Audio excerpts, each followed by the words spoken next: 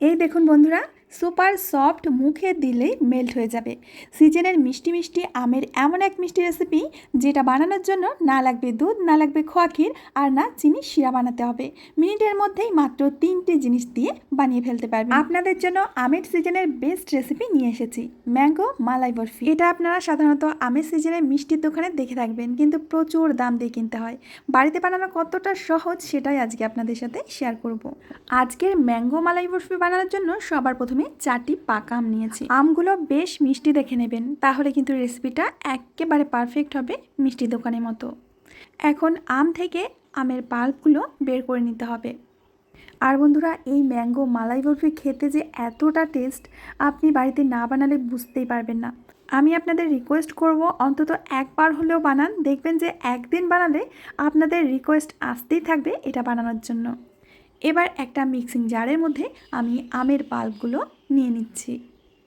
বন্ধুরা, আশা করছি প্রত্যেক দিনের মতো আজকের রেসিপিটা আপনাদের অনেক ভালো লাগবে। ভালো লাগলে প্লিজ লাইক, কমেন্ট, শেয়ার করতে কিন্তু একদমই ভুলবেন না। তো সমস্ত আম থেকে আমি পাল্পগুলো বের করে নিচ্ছি। দেখুন, এবার লাগবে আমাদের ফ্রেশ নারকেল। নারকেলের পেছনে যে বাদামি অংশটা থাকে সেটা কিন্তু আমি কেটে বাদ দিয়েছি, এতে করে আমাদের বরফির কালারটা ঠিকঠাক থাকবে। এখন লাগবে আমাদের 3 থেকে 4 চামচ মালাই। মালাইটা আমি বাড়িতেই তৈরি করেছি। দেখুন, দুধ জাল করতে করতে একদম যখন শুকিয়ে যায়, মানে যখন ঘন হয়ে যায়, তখন কিন্তু এই মালাইটা পাওয়া যায়। তো 4 চামচ মতো আমি মালাই দিয়ে দিলাম। আমাদের বরফিটা আরও একটু বেশি টেস্টি করার জন্য দিয়ে দিচ্ছি 4 টেবিল চামচ মতো পাউডার মিল্ক। এবার মিষ্টির জন্য দিয়ে দিচ্ছি চিনি 4 চামচ। দেখুন, এখানে যে উপকরণগুলো মেশানো হলো সবই কিন্তু মিষ্টি, এর জন্য চিনিটা একটু কমিয়ে দিলে ক্ষতি নেই।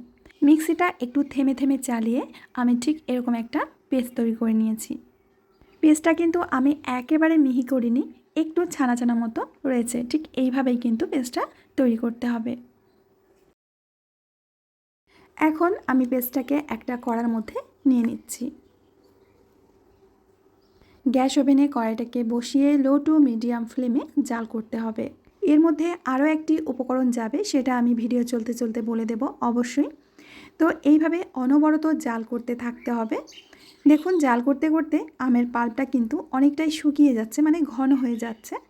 আর এটা যদি আপনারা মিডিয়াম টু হাই ফ্লেমে জাল করতে পারেন তাহলে তো আরও তাড়াতাড়ি হয়ে যাবে। হাতে আমার ছিটে আসছিল, এর জন্য আমি একটু জালটা কমিয়ে দিয়ে তৈরি করেছি। বন্ধুরা, আপনারা দেখতে পাচ্ছেন আমের পাল্পটা কিন্তু অনেকটাই শুকিয়ে এসেছে, এ দেখুন। আর এটা কিন্তু নাড়া বন্ধ করবেন না, নাড়া বন্ধ করলেই নিচে থেকে ধরে যাবে। অনবরত নাড়তে থাকতে হবে। এখন ছোট্ট চামচের 1 চামচ মতো ঘি দিয়ে দিচ্ছি। ঘিটা খুব ভালো করে মিশিয়ে নেব।